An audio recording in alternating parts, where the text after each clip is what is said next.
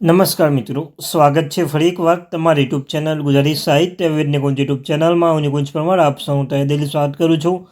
તો મિત્રો, આજના વિડીયોમાં વાત કરવાના છીએ પેન્શનરો અને નિવૃત્તિ કર્મચારીઓના પગાર અને પેન્શન વધારો લઈને આવ્યા મોટા સમાચાર.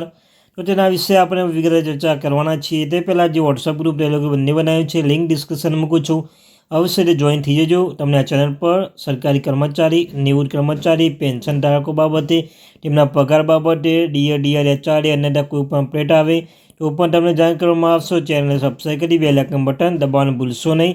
તો ચાલો વિદ્યાર્થી મિત્રો, વધારે સમય બગાડતા આજના વિડીયોની શરૂઆત કરું છું. તો તમને કહ્યું તેમ, આજના વિડીયોમાં જે પેન્શનરો છે, નિવૃત્તિ કર્મચારી છે, તેમના માટે એક ખાસ સમાચાર કહી શકાય. તો ચાલો વિદ્યાર્થી મિત્રો, વિડીયોની શરૂઆત કરું છું. તો તમે જોઈ શકો છો અહીંયા કે સરકારે થોડા દિવસોમાં મોંઘવારી ભથ્થામાં વધારવાની જાહેરાત કરી શકે છે. જો મીડિયા રિપોર્ટ્સ માનીએ તો સરકાર સપ્ટેમ્બરના અંતમાં કે પછી મહિનામાં એટલે કે ઓક્ટોબર પહેલા સપ્તાહમાં અંગેની માહિતી જાહેર કરી શકે છે. અહીં તમને જણાવી દઈએ કે શક્ય છે કે કેન્દ્ર સરકાર 1 જુલાઈ 2024 ડીએ 3% વધારીને 4% કરી શકે છે. જો આમ થાય તો તમામ કેન્દ્રીય કર્મચારીઓને વધેલા મોંઘવારી ભથ્થામાં લાભ મળશે.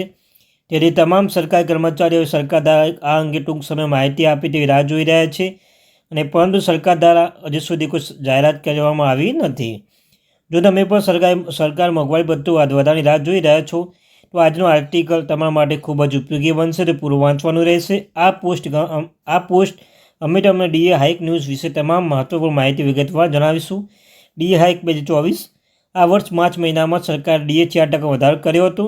પછી મોંઘવારી ભથ્થું સરકારી કર્મચારી પગાર ધોરણ 50% થઈ ગયું. આ સિવાય સરકારે પેન્શન મેળવતા કર્મચારીઓ માટે મોંઘવારી રાહતમાં 4%નો વધારો કર્યો છે.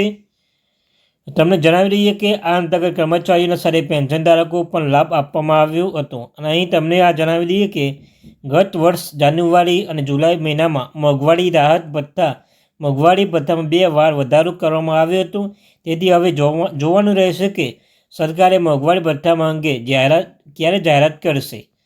શું કર્મચારીઓના કોવિડ-19 મોંઘવારી ભથ્થામાં ભથ્થું મળશે? તો તમે જણાવી દઈએ કે કોરોના કારણે કેન્દ્રીય કર્મચારીઓના મોંઘવારી ભથ્થામાં આપવામાં આવ્યું ન હતું. આ અંગે થોડા દિવસ પહેલાં જ નાણાં રાજ્યમંત્રી પંકજ ચૌધરીએ સંસદમાં સ્પષ્ટતા કરી હતી કે ત્યાં મોંઘવારી ભથ્થું કેમ આપવામાં આવ્યું નથી. તો તમને જણાવી દઈએ કે સરકારે પર 18 મહિનાનું મોંઘવારી ભથ્થા અને મોંઘવારી રાહત ભથ્થું બાકી છે. આ અંગે પંકજ ચૌધરીએ કહ્યું છે કે સરકાર તે સમયે મોંઘવારી ભથ્થું મુક્ત કરવા અંગે કોઈ ચોક્કસ નિર્ણય લીધો નથી. આઠમા પગાર પંચની રચના ક્યારે થશે? તો કેન્દ્રીય કર્મચારી ઘણા યુનિયનો માંગ છે કે આઠમા પગાર પંચની રચના કરવામાં આવે, પરંતુ હાલમાં કેન્દ્ર સરકારે આઠમા પગાર પંચની રચના લઈને કોઈ નિર્ણય લીધો નથી.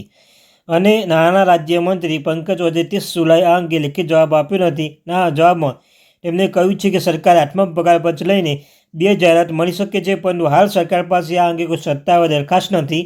અહીં તમને જણાવી દઈએ કે એવો નિયમ છે કે તમામ સરકારી કર્મચારી પગાર 10 વર્ષ સંશોધિત કરવામાં આવશે. આ માટે સરકાર નવા પગાર પંચની રચના કરે છે તે અમલ થાય છે. એટલે જૂનો પગાર પંચ એટલે 7મા પગાર પંચના અમલ 2020 10 વર્ષ પૂરા થવા જઈ રહ્યા છે. ને આ કારણે કર્મચારીઓના આઠમા પગાર પંચની રાહ જોઈ રહ્યા છે. અને પરંતુ હજુ સુધી સરકાર કોઈ સત્તાવાર જાહેરાત કરી નથી. આ રીતે સરકારે મોંઘવારી ભથ્થું નક્કી કરશે કે મોંઘવારી રાહત ભથ્થું મોંઘવારી CPI ડબલ્યુની છેલ્લા 12 મહિના સરેરાશ જોયા પછી જ સરકાર દ્વારા નક્કી કરવામાં આવે છે. તમને જણાવી દઈએ કે આ અંતર્ગત સરેરાશ ટકાવારી વધારાને આધાર માનવામાં આવશે. અને મોંઘવારી ભથ્થું નક્કી કરવા માટે સરકાર દર વર્ષે 1 જાન્યુઆરી પછી 1 જુલાઈ સુધીનો સુધારો કરે છે, પણ સરકાર માત્ર આ અંગે જાહેરાત કરે છે. આ પછી સપ્ટેમ્બર અથવા ઓક્ટોબર પછી માહિતી જાહેર કરી શકે છે. તો આ હતી આજની મહત્વની અપડેટ.